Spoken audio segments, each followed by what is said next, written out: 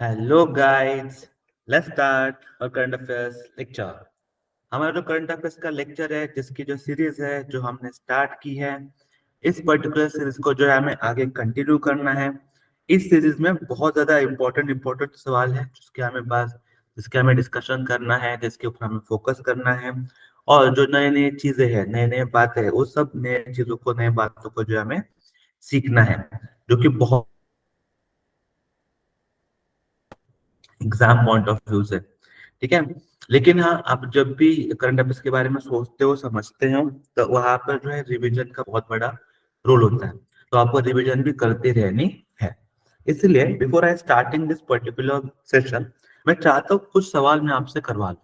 जैसे last time मैंने बोला था कि हमारा जो 26 जनवरी को जो हमने रिपब्लिक डे सेलिब्रेट किया है, वो नॉर्मली हम जनवरी में 26 जनवरी को जो रिपब्लिक डे सेलिब्रेट करते हैं, वो कहाँ पे करते हैं?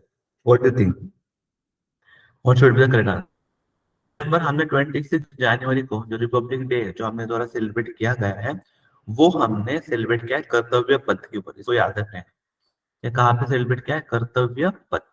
ठीक है, which is very important for you. कर्तव्य पथ के ऊपर जो है हमने रिपब्लिक डे सेलिब्रेट किया है, which is very important and which is very crucial to you for remember. ठीक है, कर्तव्य पथ वी सेलिब्रेटेड ऑन 26 जनवरी। तो वहां पे मैंने एक सवाल पूछा था आपको कि as a special guest, as a special guest किनको जो है इनविटेशन दिया गया है? एज अ स्पेशल गेस्ट किसको जो है इनविटेशन दिया गया है प्रधानमंत्री जी द्वारा?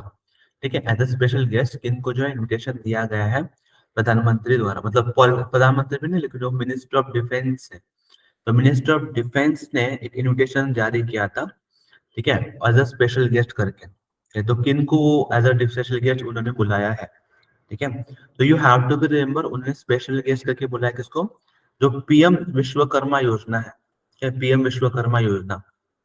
ठीक है, which is again very crucial scheme है। ठीक है, पीएम विश्व ठीक है, पीएम विश्वकर्मा योजना जो है, उस पीएम विश्वकर्मा योजना के जो पीएम विश्वकर्मा योजना जो है, पीएम विश्वकर्मा योजना के जो बेनिफिशियरी है, ठीक है, पीएम विश्वकर्मा योजना के जो बेनिफिशरीज है, उन बेनिफिशरीज को जो है इनविटेशन दिया गया है। ठीक है, पीएम विश्वकर्मा के जो बेनिफिशरीज है, उनको जो है इनविटेशन जो है वो दिया गया है। ठीक है, एज अ स्पेशल गेस्ट तो उनको बुलाया गया था। तो दैट इज वेरी इंपॉर्टेंट। ये जो है हमने लास्ट लेक्चर में बहुत डिटेल में डिस्कस किया था। तो मैं चाहता हूँ आप लोग इसको भी क्या करना है, इसको आपको आराम से जो है याद भी करना है, because this particular angle is very much important for you to be remember exam point of view से। ठीक है, सिमिलरली अगर आपको थोड़ा सा भी और नॉलेज, अपडेटेड नॉलेज चाहिए, तो यूनिट इंडिया ने आईटी सेक्टर के लिए, आईटी सेक्टर में, इंफॉर्मेशन टेक्नोलॉजी में कोऑपरेशन डेवलपमेंट हो, कोऑपरेशन डेवलपमेंट करने के लिए in IT sector, in order to improve the cooperation. ठीक है, आईटी सेक्टर में कोऑपरेशन इंप्रूवमेंट करने के लिए, आईटी सेक्टर में कोऑपरेशन जो है उसको इम्प्रूव करने के लिए, आईटी सेक्टर में जो है कोऑपरेशन इम्प्रूव करने के लिए कौन से एक कंट्री के साथ एमओयू साइन किया है? कौन सा वो देश इसके साथ एक एमओयू साइन किया गया है, ताकि आईटी सेक्टर में जो कॉपरेशन जो है वो बढ़ जाए? ठीक है, तो they have sign this MOU with which country? ठीक है, तो इंडिया ने किस देश के साथ जो है एमओयू साइन किया है? तो remember, India sign this with the Oman. ये साइन किया है ओमान के साथ जो है, पर्टिकुलरली ये एग्रीमेंट जो है साइन किया गया है। Remember, India and Oman had signed a MOU. ठीक है, India and Oman has sign a MOU in order to improve the IT cooperation. ठीक है, आईटी कोऑपरेशन को इम्प्रूव करने के लिए इंडिया एंड ओमान में जो है एमओयूज, जो मेमोरेंडम ऑफ अंडरस्टैंडिंग है, उसको साइन किया गया है, which is again very much crucial and which is again very much important. ठीक है, तो इस चीज को जो है आपको क्या करना है, याद रखना है, जो कि आपके लिए बहुत ज्यादा इंपॉर्टेंट भी है। ठीक है, तो ये जो पर्टिकुलर करंट अफेयर्स होते हैं, जिसको हम अगेन एंड अगेन आपके साथ डिस्कस करते रहते हैं, उस सारे करंट अफेयर्स को जो है आपको रिवाइज प्लस लास्ट वीडियो में मैंने आपको समझाया था एक पर्टिकुलर स्कीम के दौरान। ठीक है, जिसे आप बोलते हैं जन औषधि, प्रधानमंत्री जन औषधि केंद्र। इस पर्टिकुलर स्कीम को भी हमने लास्ट लेक्चर में डिस्कस किया है। क्यों डिस्कस किया है? बिकॉज आपको पता होगा, एक कॉन्टेक्स्ट भी मैंने दिया था कि यूएस में एक पर्टिकुलर कंपनी है, इंडियन कंपनी है, जिनको अप्रूवल मिला है in order to produce, in order to sell their particular medicine. तो वो उसके बारे में डिस्कस किया था। वो मुझे आप बताओ कि कौन वो कंट्री थी जिसको पर्टिकुलरली हमने अप्रूवल जो है वो दिया था। That we all need to be discuss about that particular country as well. ठीक है, वो भी कॉन्टेक्स्ट जो है हमें डिस्कस करना है, because that context is again very much important for you to be remember. ठीक है, तो इन सारी चीजों के बारे में आपको जो है अपडेटेड रहना पड़ेगा, आपको जो इन सारी चीजों के बारे में पढ़ना पड़ेगा, बिकॉज ये सारी चीजें बहुत ज्यादा इंपॉर्टेंट है एंड बहुत ज्यादा क्या है, क्रुशियल भी है। Okay, now let me take it to the next question. Yes, पहला ही सवाल आपके सामने है, इजी सवाल है, लेकिन हाँ इस सवाल के बारे में आपको अवेयर रहना बहुत ज्यादा इम्पोर्टेंट है। ठीक है, इसके बारे में अवेयर रहना जो है आपको बहुत ज्यादा क्या है, इम्पोर्टेंट है। ठीक है, तो थोड़ा आप सोचे इस पर्टिकुलर सवाल के बारे में। ये I give some time to think, कीजिए, सोचिए and then try to mark the correct answer.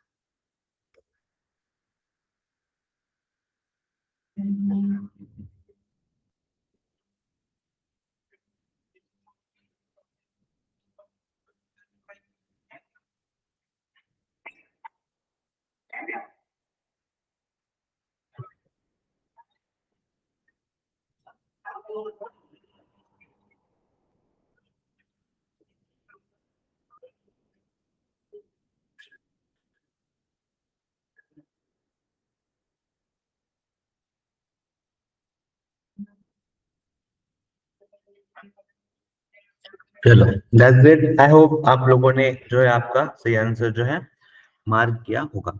सवाल ज्यादा डिफिकल्ट नहीं है। ठीक है, सवाल इजी है आपके लिए, डिफिकल्ट सवाल है नहीं है। ठीक है, देखो सवाल क्या है। सवाल बोल रहा है आपको कि कौन है who is the current chairman and managing director of REC limited. ठीक है, आरईसी लिमिटेड के चेयरमैन एंड मैनेजिंग डायरेक्टर कौन है। ठीक है, तो what should be correct answer, कौन है इनके chairman and managing director? Vivek Kumar, ठीक है, Vivek Kumar Dewangan. What is the correct answer? Vivek Kumar Dewangan क्या है उसके करेक्ट आंसर है? What is the correct answer? Vivek Kumar, ठीक है, देवंगन इज द करेक्ट आंसर। ठीक है, ये कौन है आपके करंट सीएमडी, मतलब चेयरमैन एंड मैनेजिंग डायरेक्टर है ऑफ आरईसी लिमिटेड के। ठीक है, तो इनके बारे में जो आपको पता होना चाहिए, बिकॉज ये भी क्या है, बहुत ज्यादा न्यूज में रहते हैं। ठीक है, और देखो आरईसी लिमिटेड के ना अभी बहुत ज्यादा प्रोग्राम भी चल रहे हैं, बहुत ज्यादा इनिशिएटिव्स भी जो है वो आरईसी लिमिटेड द्वारा लिए गए हैं। तो उन पर्टिकुलर नए इनिशिएटिव्स के बारे में भी आपको पता होना चाहिए। ठीक है, सिमिलरली अगर आप देखोगे व्हाट इज आरईसी लिमिटेड, हाँ बहुत लोगों को ये भी नहीं पता होगा, इसका फॉर्मल नाम क्या है? Rural electrification corporation limited. ठीक है, क्या नाम है आरईसी लिमिटेड का? रूरल इलेक्ट्रिफिकेशन, ठीक है, corporation limited, it is REC limited. ठीक है, इट इज रजिस्टर्ड, ये जो कंपनी है ये क्या है? It is registered with the RBI. This company is registered with the RBI as a non-banking financial company and infrastructure financing company। ठीक है, तो रिमेम्बर ये जो पर्टिकुलर कंपनी आरईसी लिमिटेड है, ये क्या है? Rural electrification corporation limited, that is REC limited है। ठीक है, ये पर्टिकुलर कंपनी रजिस्टर्ड है किसके साथ? आरबीआई के साथ रजिस्टर्ड है। एंड ये क्या है आपकी? नॉन बैंकिंग एनबीएफसी है, जो इंफ्रास्ट्रक्चर फाइनेंसिंग कंपनी है। तो इसके चेयरमैन एंड मैनेजिंग डायरेक्टर कौन है आपके? विवेक कुमार देवंगन। विवेक कुमार देवंगन क्या है उसके चेयरमैन एंड मैनेजिंग डायरेक्टर है। इसके हेडक्वार्टर आपको कहाँ मिलेंगे? आरईसी लिमिटेड के आपको न्यू दिल्ली में जो इसके हेडक्वार्टर मिल जाएंगे। ठीक है, इसके हेडक्वार्टर कहाँ मिलेंगे आपको? न्यू दिल्ली में जो इसके आपके हेडक्वार्टर मिल जाएंगे। और इसको मतलब आरईसी लिमिटेड को कब एस्टैब्लिश किया गया है? इसको एस्टैब्लिश किया गया है 1969 में। ठीक है, तो you need to be remember, ये जो आरईसी लिमिटेड की हम बातचीत कर रहे हैं, उस आरईसी लिमिटेड को कब एस्टैब्लिश किया गया है? तो जिस आरईसी लिमिटेड को एस्टैब्लिश किया गया है 1969 में। ठीक है, रिमेम्बर, तो इट वाज एस्टैब्लिश्ड इन 1969। ठीक है, so just you need to be remember, this is again very important and very crucial thing for you, just need to be remember this. ठीक है, that's very great. I hope आप लोग जो है आराम से सब चीजों को नोट डाउन कर रहे हो। Let me introduce next question for you, थोड़ा सोचिए समझिए and try to mark the correct answer.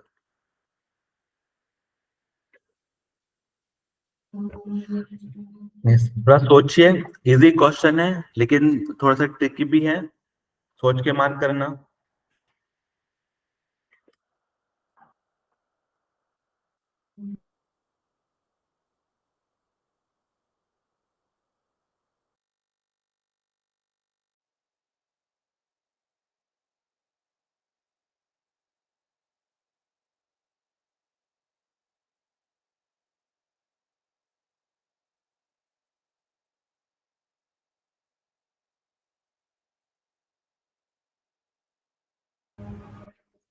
Okay, that's great. I hope आप लोगों ने जो है सही आंसर जो है मार्क किया होगा।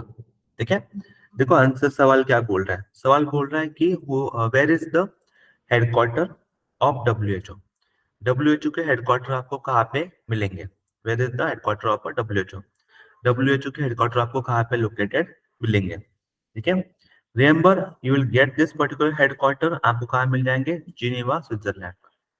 ठीक है, ये पर्टिकुलर हेडक्वार्टर आपको कहाँ मिलेंगे, जिनेवा स्विट्जरलैंड में। ये पर्टिकुलर हेडक्वार्टर जो है वो आपको मिल जाएंगे, that you just need to be remember. ठीक है, तो जो डब्ल्यूएचओ है इसके हेडक्वार्टर अगर वो पूछते हैं कि कहाँ पे मिलेंगे इसके हेडक्वार्टर आपको डब्ल्यूएचओ के, तो हेडक्वार्टर डब्ल्यूएचओ का आपको कहाँ मिलेंगे, जिनेवा स्विट्जरलैंड। ठीक है, तो जिनेवा स्विट्जरलैंड में आपको डब्ल्यूएचओ के हेडक्वार्टर जो है आराम से मिल जाएंगे। मैंने ना कल ही तीन चार वीडियो पहले आपको एक चीज को समझाया था कि आपको क्या करना है, आपको आराम से ऐसे लिस्ट बनानी है।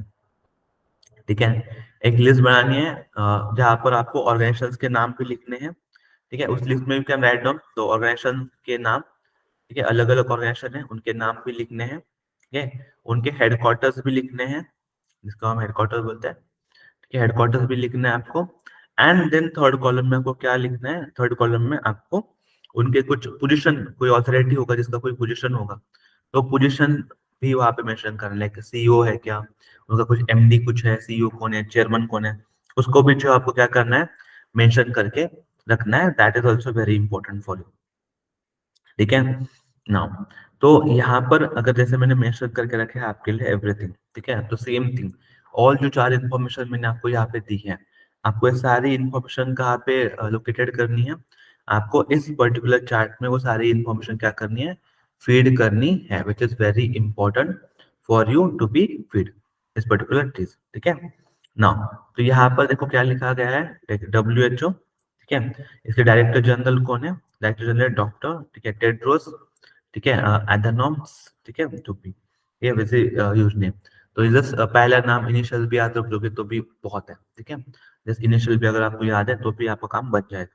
Okay, it is established on it is established on 7 अप्रैल 1948। इसको कब एस्टैब्लिशमेंट किया गया था, ठीक है, इस पर्टिकुलर डब्ल्यूएचओ को 7 अप्रैल 1948 को एस्टैब्लिशमेंट किया गया है। और इधर हेडक्वार्टर कहाँ पे मिलेंगे आपको, हेडक्वार्टर मिलेंगे आपके जिनेवा स्विट्जरलैंड। ठीक है, हेडक्वार्टर कहाँ मिल जाएंगे आपको, तो जिनेवा स्विट्जरलैंड में इसके हेडक्वार्टर आपको मिल जाएंगे। So okay, you just you need to be remember about this thing. ठीक है, डब्ल्यूएचओ डायरेक्टर जनरल कौन है, एस्टैब्लिश कब किया गया था डब्ल्यूएचओ को, और उसके हेडक्वार्टर डब्ल्यूएचओ के कहाँ पर है। ठीक है, तो इन सभी चीजों को जो आपको क्या करना है, आराम से याद रखना है, which is very important and very much of crucial thing for you. ठीक है, तो डायरेक्टर जनरल भी याद रखना है, एस्टैब्लिशमेंट ईयर भी याद रखना है, एंड हेडक्वार्टर्स भी याद रखना है। ठीक है, तो हेडक्वार्टर कहाँ पे लोकेटेड है आपका, जिनेवा स्विट्जरलैंड में आपका हेडक्वार्टर जो है लोकेटेड है। ठीक है, नाउ नेक्स्ट क्वेश्चन फॉर, ठीक है, तो अगेन वेरी इजी क्वेश्चन, थोड़ा सोचिए इस पर्टिकुलर सवाल के बारे में and try to answer correctly.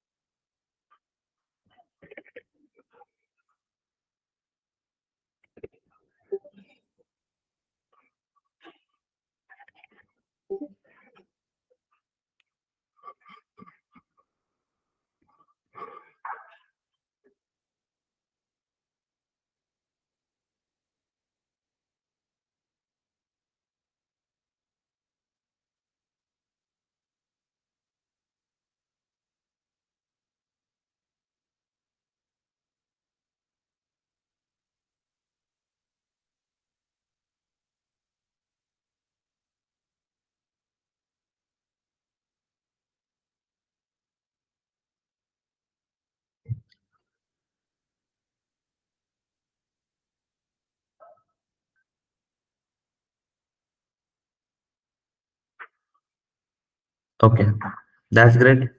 I hope आप लोगों ने जो है सही आंसर मार्क किया होगा। ठीक है, पहली चीज ना सवाल को समझना इंपॉर्टेंट है। सवाल क्या बोले देखो, कौन नेम द कंपनी, उस कंपनी का नाम बताइए जिन्होंने अभी recently implemented the India's one of the first pilot projects। क्या नाम है उस पर्टिकुलर पायलट प्रोजेक्ट का? National green hydrogen mission. National green hydrogen mission. ठीक है, तो इस पर्टिकुलर पायलट प्रोजेक्ट किसने लॉन्च किया? नेशनल ग्रीन हाइड्रोजन मिशन को किसने द्वारा लॉन्च किया गया है? ठीक है, now what is a green hydrogen mission? तो जब आप यहाँ पे पढ़ते हो green hydrogen, what do you mean by green hydrogen? तो ग्रीन हाइड्रोजन का मतलब क्या है? जो वाटर मॉलिक्यूल है, what is the water molecule? H2O is the water molecule. ठीक है, तो वाटर मॉलिक्यूल के दो एलिमेंट्स आपको मिलेंगे, एक मिलेगा आपको हाइड्रोजन, ठीक है, एंड एक मिलेगा आपको ऑक्सीजन। ठीक है, एक क्या आपको हाइड्रोजन मिलेगा, एक क्या मिलेगा आपको? ऑक्सीजन जो आपको मिल जाएगा। ठीक है, अब जो हाइड्रोजन है एंड एक क्या है आपका? ऑक्सीजन है।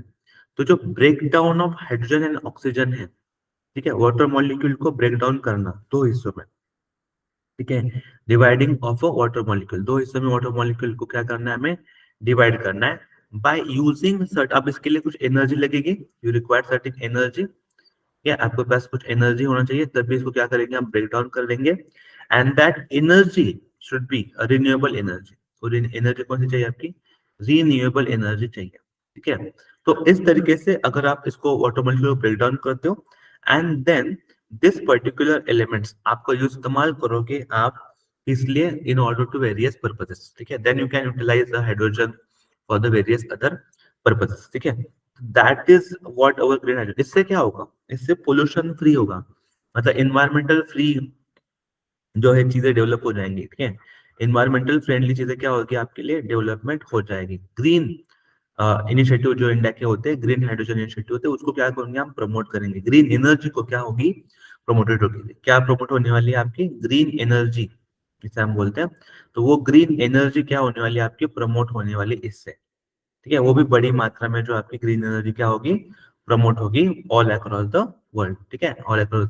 तो जो हमारे सस्टेनेबल डेवलपमेंट टारगेट्स हैं, जो हम ग्रीन एनर्जी को प्रमोट करेंगे, तो जो हमें सस्टेनेबल डेवलपमेंट गोल्स होते हैं, तो उसको भी अचीव करने में हमें क्या होगा? फायदा होने वाला है। ठीक है, so we can achieve the environmental friendly position, we can achieve the green energy, we can achieve sustainable development goals by using this particular thing। ठीक है, तो ये जो पर्टिकुलर चीजें हैं, इन पर्टिकुलर चीजों के बारे में भी आपको याद है। तो this is called as a green hydrogen mission, ये जो कि बहुत ज्यादा बेनिफिशियल है इंडिया के फ्यूचर के लिए। ठीक है, तो ये जो नेशनल ग्रीन हाइड्रोजन मिशन है, फिर इसका pilot project, first pilot project, ठीक है, फर्स्ट पायलट प्रोजेक्ट कौन से कंपनी द्वारा रिसेंटली इंप्लीमेंटेड किया गया है? तो what should be correct answer? Correct answer is the THDC India limited. What is the correct answer?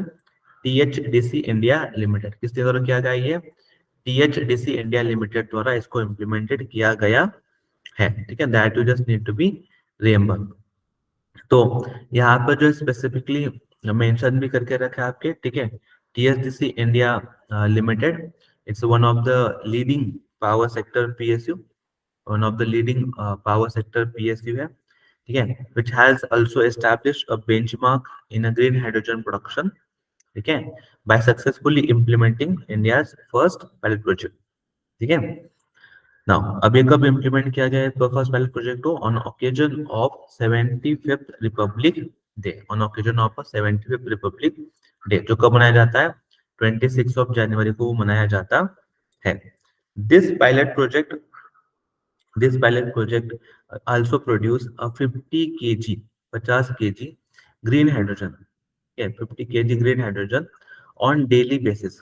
ठीक है, on daily basis, sourcing input energy from sourcing the input energy from 1 megavolt rooftop energy rooftop solar plant।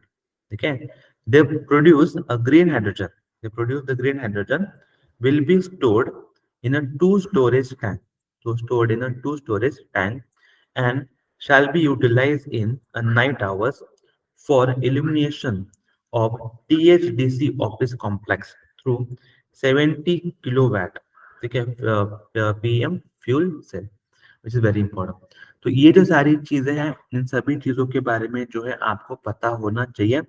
सारी चीज़ें क्या हैं, बहुत ज़्यादा हमारे लिए इम्पोर्टेंट है for exam point of view से, ठीक है? Now let me move ahead, let me do the next question for you. थोड़ा-सा सोचिए, समझिए इस क्वेश्चन को and try to mark the correct answer.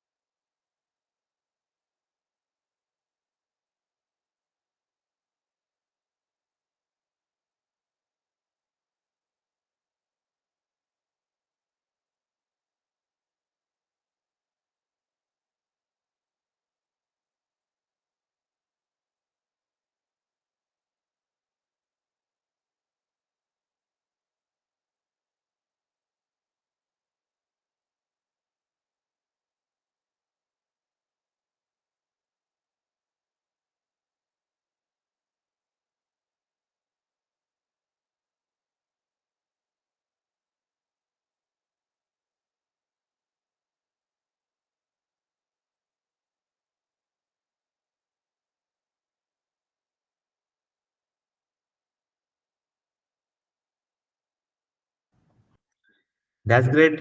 I hope आप लोगों ने जो है सही आंसर जो है आपने मार्क किया है, ठीक है? देखो, what should be the correct answer? आपने क्या इसमें बारे में सोचा है, इस पर्टिकुलर सवाल के बारे में, ठीक है? तो जनवरी 2024, in January 2024, central government has implemented a new rule for assessment year 2024-25. ठीक है, central government has implemented a new rule for assessment year for 2024 and 25, under which under which buyer must pay buyer must pay for the goods bought from MSME, ठीक है, bought for MSME within next how many days, ठीक है, within a buyer must pay for the goods bought from MSME within how much day, okay, of delivery and clear all dues to MSME before 31st March 2024। ठीक है, तो जो भी deliveries ले रखे, जो भी ड्यूज ले रखे हैं, all this buyer must pay for the goods brought from MSME within next 45 days. What should be correct answer? Next 45 days में ये सारे ड्यूज क्या होने हैं, अपने को कंप्लीट करने हैं। That you need to be remember. Next कितने डेज में? 45 डेज में जो आपको ये कंप्लीट करना है, which is very much crucial, ठीक है? लेकिन ये किस लिए किया गया है? बिकॉज ठीक है, then we are doing this in which, इससे क्या होगा, which is the pending payment will be deemed, ठीक है, to the income on which tax will be levied, ठीक है। Some buyers have decided not to buy a goods before February 16 to ensure that their payment deadline comes after the 31st March, ठीक है। The textile value chain on the other hand operate on a credit period up to 120 days. So this rule has affected it the most. तो देखो ना, business जो होता है, business जब आप करते हो तो मोस्ट ऑफ द बिजनेस हमारा किसके ऊपर चलता है? दैट इज बिजनेस चलता है आपके लाइक क्रेडिट के ऊपर ही चलता है, ठीक है। वेरी फ्यू बिजनेसेस आपको ऑन क्रेडिट करते हैं, ठीक है। लेकिन हाँ, फिर टैक्स पे करना भी उतना ही जरूरी है। अगर आप टैक्स पे नहीं करोगे तो देश कैसा चलेगा, ठीक है। तो मुझे लगता है टैक्स पेमेंट बहुत इंपॉर्टेंट होता है, ठीक है। टैक्स पेमेंट बहुत इंपॉर्टेंट होता है। तो अगर आप कर रहे हो, अगर आप डिलीवरी कर रहे हो, तो ठीक है, कोई दिक्कत नहीं, आप कर लो। लाइक आप क्रिएट के ऊपर ले रहे हो, वो भी इंपॉर्टेंट है, तो वो भी कर लो, कोई दिक्कत नहीं है। लेकिन tax payment is very crucial, तो आपको टैक्स पेमेंट जो है वो करना ही करना है। उसके लिए आपको कोई अदर ऑप्शन जो है आपके पास नहीं है, तो tax payment is very crucial for that. Okay, now let me take it to the next question. थोड़ा सोचे इस पर्टिकुलर सवाल के बारे में भी and try to answer correctly.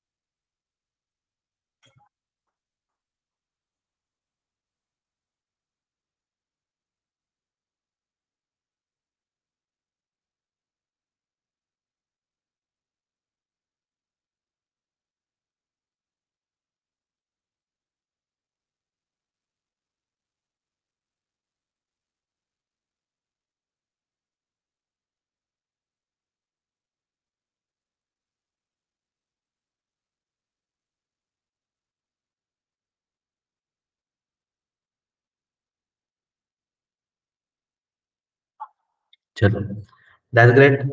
I hope आप लोगों ने जो है सही आंसर जो है मार्क किया होगा। ज्यादा मुश्किल सवाल नहीं था। सवाल क्या है, देखो, आरबीआई द्वारा आरबीआई द्वारा अनाउंस किया गया है that bank can not impose a penalty. Remember, bank जो है, banks can not impose a penalty for for not maintaining the minimum balance on account that are inoperative. Okay, that are inoperative. Those that have not recorded any transaction for over 2 years with effect from effective from कब से effective हो जाता है, मतलब कोई account है जिसने minimum balance recorded नहीं है और लास्ट 2 साल से उसमें कोई भी ट्रांजेक्शन भी नहीं हुआ है, तो ऐसे अकाउंट के ऊपर बैंक्स जो है पेनल्टी नहीं लगा सकती है। ठीक है, मगर उन्होंने मिनिमम बैलेंस मेंटेन नहीं किया। ठीक है, तो ऐसे ये जो पर्टिकुलर रूल है वो कब से जो इफेक्टिव होने वाला है, तो रिमेंबर, सबको पता है इफेक्टिव कब होने वाला है ये particularly. This will effective from 1 April 2024। This will be effective from 1 अप्रैल 2024। तो ये जो पर्टिकुलर रूल है जिसके बारे में मैं बोल रहा हूँ, this particular rule will be implemented from 1 अप्रैल 2024। ठीक है, 1 अप्रैल 2024 से जो है इस रूल को जो इम्प्लीमेंट हम करने वाले हैं। ठीक है, so RBI has announced that banks cannot impose a penalty for not maintaining the minimum balance on account that are inoperative. ठीक है, now it also added that banks cannot classify the accounts created for receiving the scholarship money or direct benefit transfer as a inoperative, as a inoperative, even if they have not been used for over the 2 years, even if they have not been used for the 2 years. Okay, directive to the banks is a part of RBI's new circular. Okay, directives to the bank is a part of RBI's new circular on inoperative accounts, and a part of its efforts are bring down the level of unclaimed bank deposits. Okay, the new rules come into the effect from April 1st, 2024. That you need to be remember. April 1st, 2024 से जो है नए rules क्या हो जाएंगे, implement जो है हो जाएंगे। इन चीजों को क्या करना है आपको याद रखना है, because this things are very important for you. ठीक है, तो ये सारी चीजें जो है वो आपको क्या करनी है, याद रखनी है। And all this things are very important for you as well. ठीक है, now let me take it to the next question.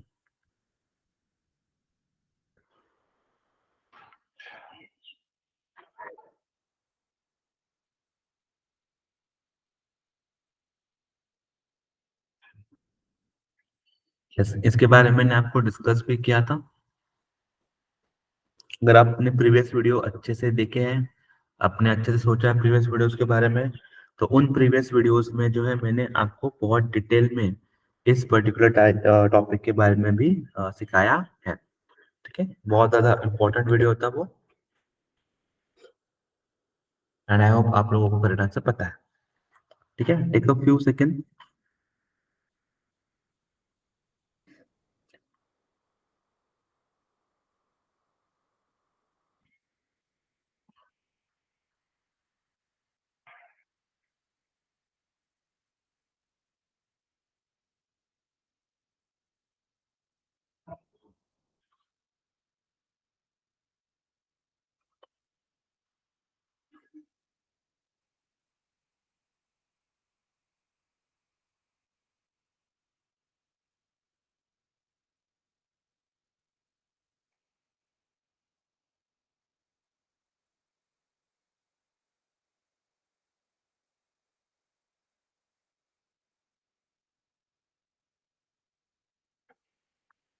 ठीक है, चलो let us discuss this thing.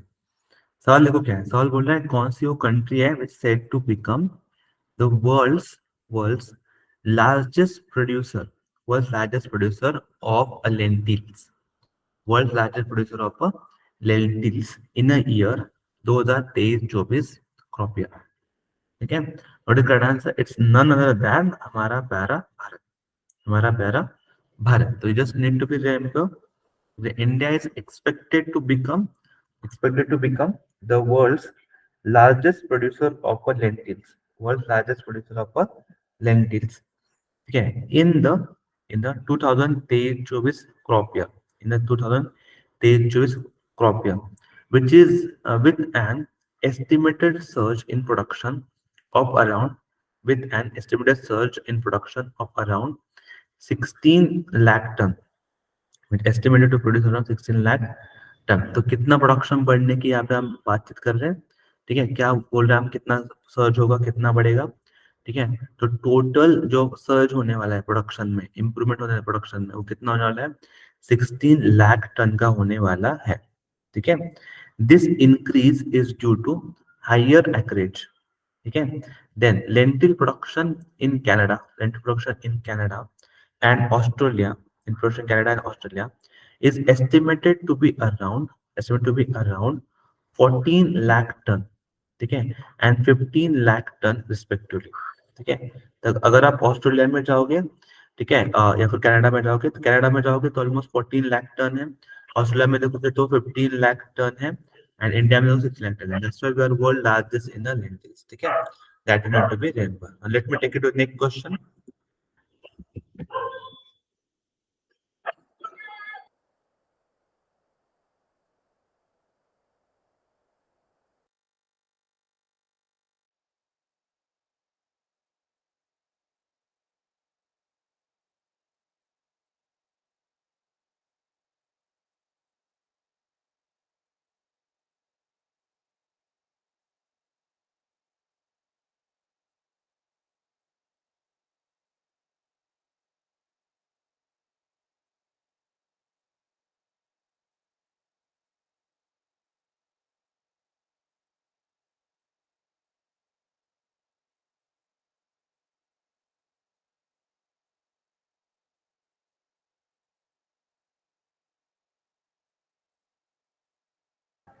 चलो, दैट्स ग्रेट।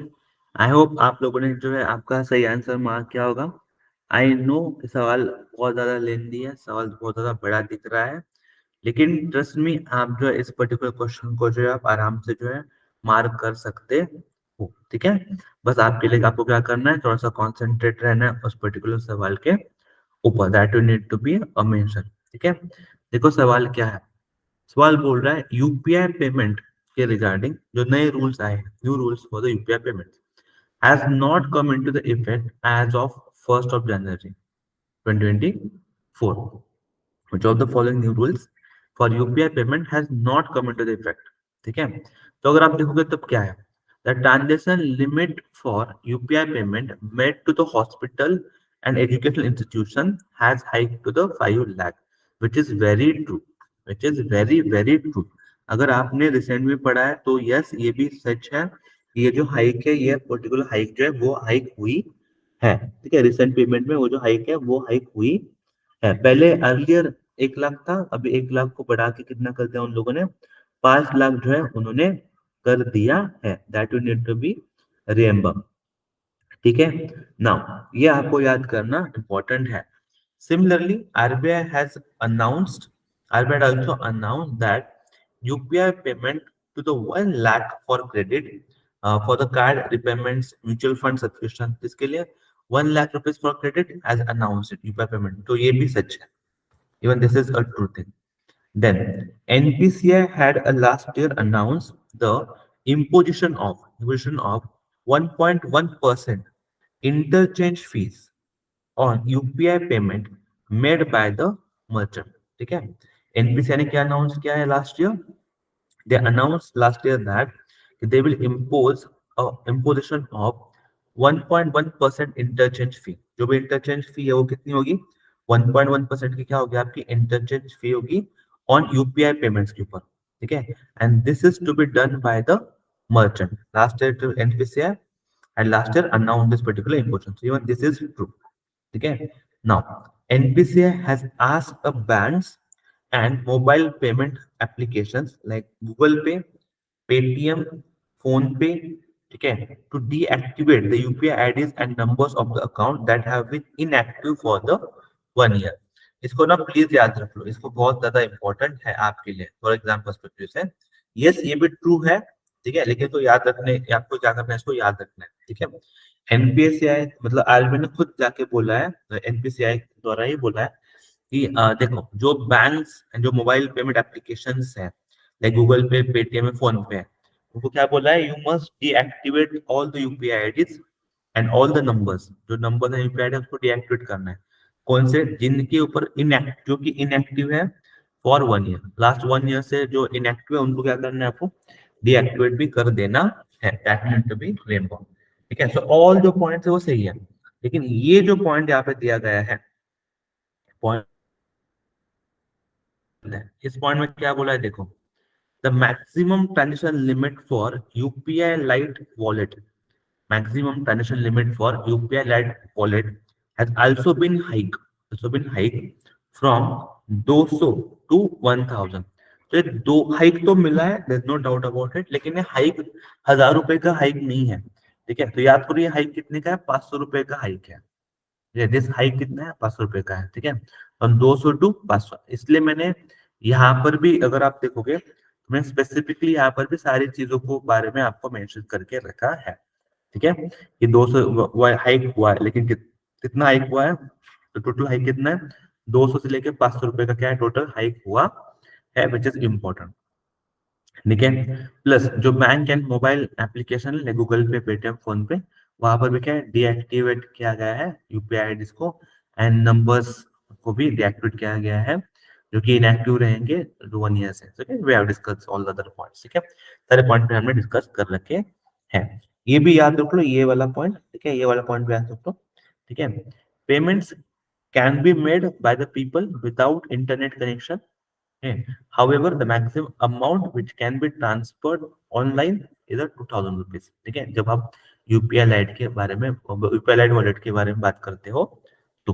ठीक है, so it has been hike from 200 to 500 रुपए। ठीक है, एंड जो अगर इंटरनेट कनेक्शन होगा भी तो वहां पर भी पेमेंट कर सकते हो। ठीक है, लेकिन हाउएवर द मैक्सिमम अमाउंट जो आप ट्रांसफर करोगे ऑनलाइनली वो कितना होगा, 2000 का ही होने वाला है बाय द यूपीआई लाइट। ठीक है, so that you need to be remember all this point जो मैंने अभी आपके सामने डिस्कस किए हैं, सारे के सारे पॉइंट आपके एग्जाम पर्सपेक्टिव से बहुत ज्यादा इंपॉर्टेंट है। Now let me take it to the next question. Yes, थोड़ा सोचिए and then try to mark the correct answer.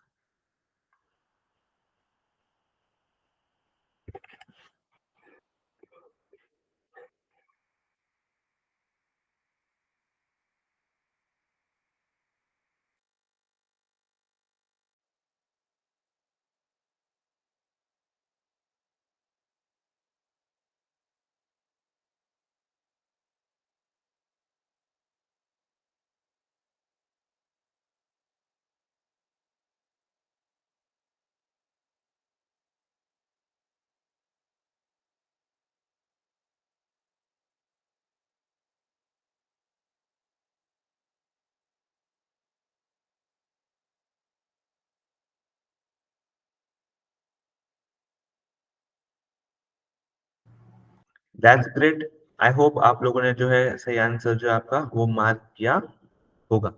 ठीक है, आई होप आप लोगों ने जो है सही आंसर जो आपका मार्क किया होगा।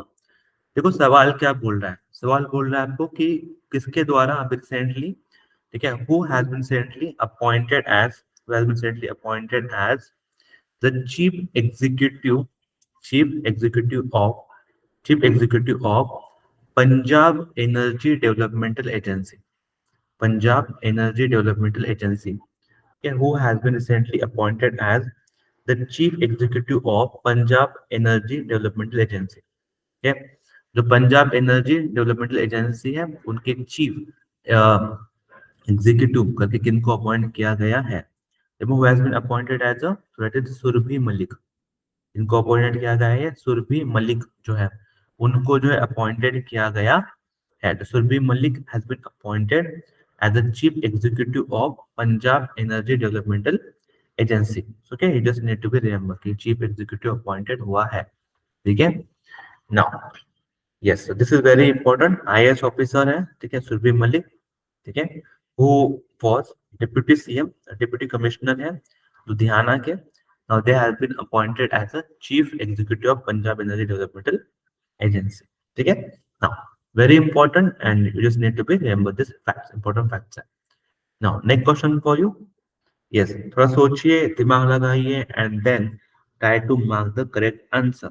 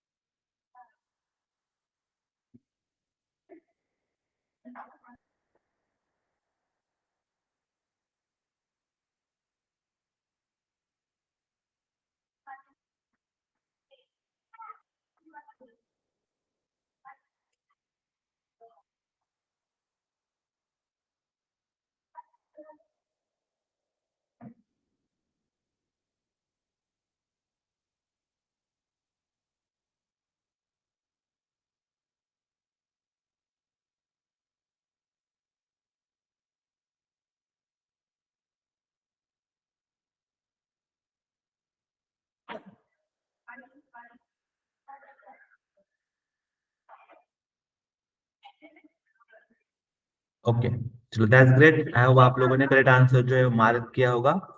सवाल क्या है, देखो, जो टोयोटो मोटर है, ठीक है, टोयोटो मोटर सबको पता होगा। Toyota motors has recently becomes the world's top selling automobile maker, top selling automobiles maker for the how many consecutive year, ठीक है। So river is fourth consecutive year, कितने सालों से वो टॉप पे है? फोर्थ कॉन्जिक्यूटिव ईयर से क्या है, वो टॉप पे है। इसलिए मैंने आपको यहाँ पे मेंशन भी करके रखा है, ठीक है।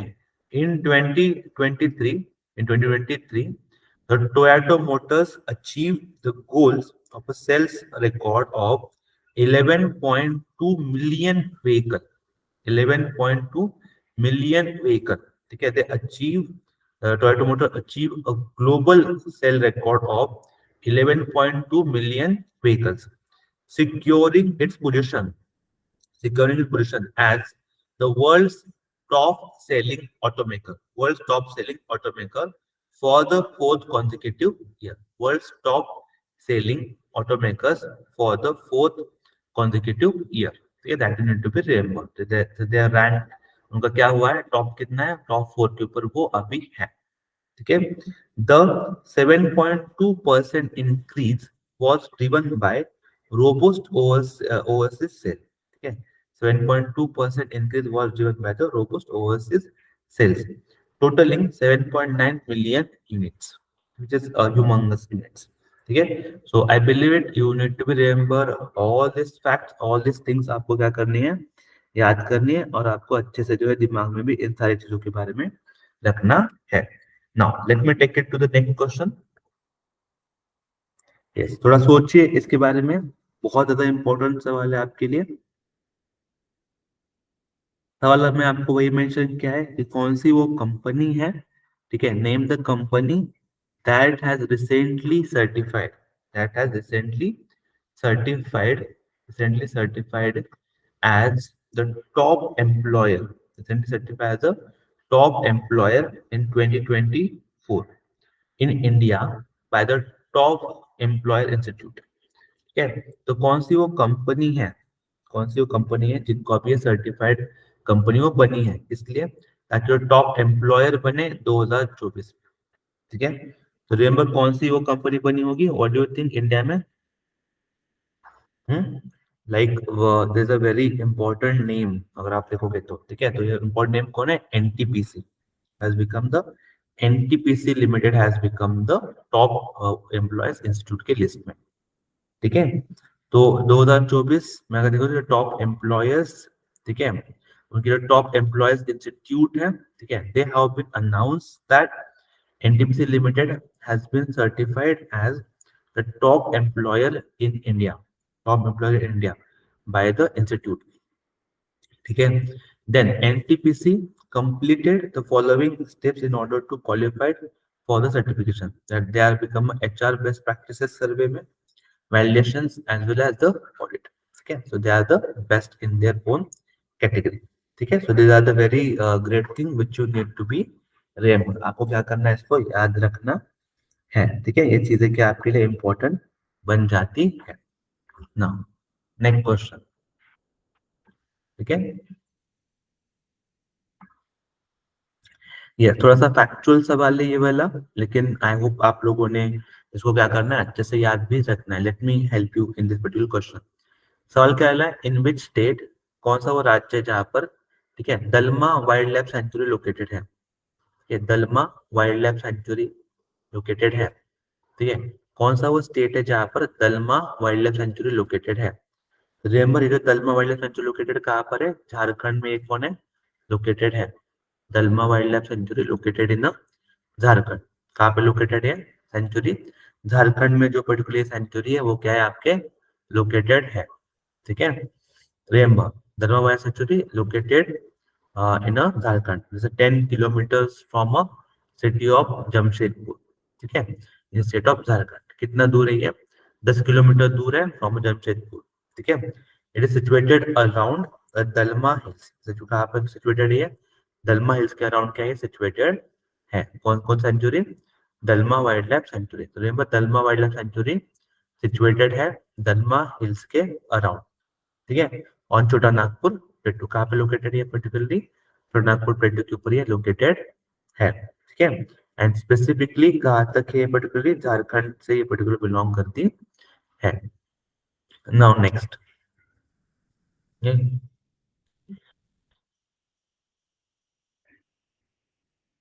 अगेन सेम थिंग, वही चीज है, फैक्चुअल थिंग है, लेकिन मैं चाहता हूँ याद करना है। Which of the following is not the 5 development institution of the world bank. ठीक है, कौन सा वो नहीं है, बाकी है लेकिन बाकी के नहीं है, अदरवाइज नहीं है। तो यू आर अगर सब लोग अवेयर होंगे कि international bank for research and development तो बिल्कुल है, डेवलपमेंट एजेंसी भी है। ठीक है, लेकिन कौन सा नहीं है, इंस्टीट्यूट फॉर कैपेसिटी बिल्डिंग, ये ऐसा कुछ इंस्टीट्यूट नहीं है। ठीक है, दिस इज नॉट करेक्ट। ठीक है, तो बार 12 मतलब क्या आपका वो करेक्ट नहीं है। ठीक है, institute for world capital correct नहीं है। ठीक है, अबाउट वर्ल्ड बैंक, तो वर्ल्ड बैंक के सारे बाकी क्या है, वर्ल्ड बैंक के अदर ऑर्गेनाइजेशन है, और मैंने शुरुआत के स्लाइड में आपको समझाया वर्ल्ड बैंक का establishment everything. Now next, yes again factual question है, वेरी फैक्चुअल, लेकिन मैं थोड़ा गेस कीजिए, try to guess the factual thing, though it is factual but try to guess it. Factual है लेकिन फिर भी गेस करने का ट्राई कीजिए। कौन सा वो स्टेट है जहां पर रेमोना नेशनल पार्क लोकेटेड है। Remember, it's located in Assam. कहाँ पे लोकेटेड स्पेसिफिकली, आसाम में जो है लोकेटेड है। ठीक है, नाउ नेक्स्ट। ठीक है, जो कुमर, ठीक है, कुमरकोम बर्ड सेंचुरी है, कुमरकोम जो बर्ड सेंचुरी है वो कहाँ पे लोकेटेड है। तो remember that is located in Kerala. कहाँ पे लोकेटेड है पर्टिकुलरली, केरला में जो है पर्टिकुलरली लोकेटेड है। ठीक है, कुमरकोम बर्ड सेंचुरी कहाँ पे लोकेटेड है, केरला में जो है पर्टिकुलरली ये सेंचुरी लोकेटेड है। ठीक है, नाउ नेक्स्ट। ठीक है, देन क्या है, कौन सा वो स्टेट है यहाँ पर ताल चप्पर वाइल्ड लाइफ सेंचुरी लोकेटेड है। तो जो ताल चप्पर वाइल्ड लाइफ सेंचुरी है ये आपको मिल जाएगी राजस्थान। कहाँ मिल जाएगी, राजस्थान में आपको ये सेंचुरी जो है मिल जाएगी, ये ताल चप्पर वाइल्ड लाइफ सेंचुरी। ठीक है, this is located in Rajasthan. ठीक है, इसको जो है सेंचुरी का स्टेटस दिया गया था, स्टेटस ऑफ सेंचुरी इन 1966। कहाँ पर स्टेटस दिया गया था इसको, 1966 में इसको सेंचुरी का स्टेटस दिया गया था। ठीक है, तो यस दिस इज अगेन, ये सारे सेंचुरी आई नो स्टैटिक है, लेकिन जो स्टैटिक के क्वेश्चन होते हैं वो भी बहुत ज्यादा इंपॉर्टेंट रोल प्ले करते हैं। तो दो it is static but you need to be remember, static है लेकिन आपको इनको भी क्या करना है, अच्छे से याद करके रखना है। They are also very important and very crucial for you to be remember. ठीक है, नाउ तब तक के लिए thank you so much, do share and do like the videos. Thank you so much.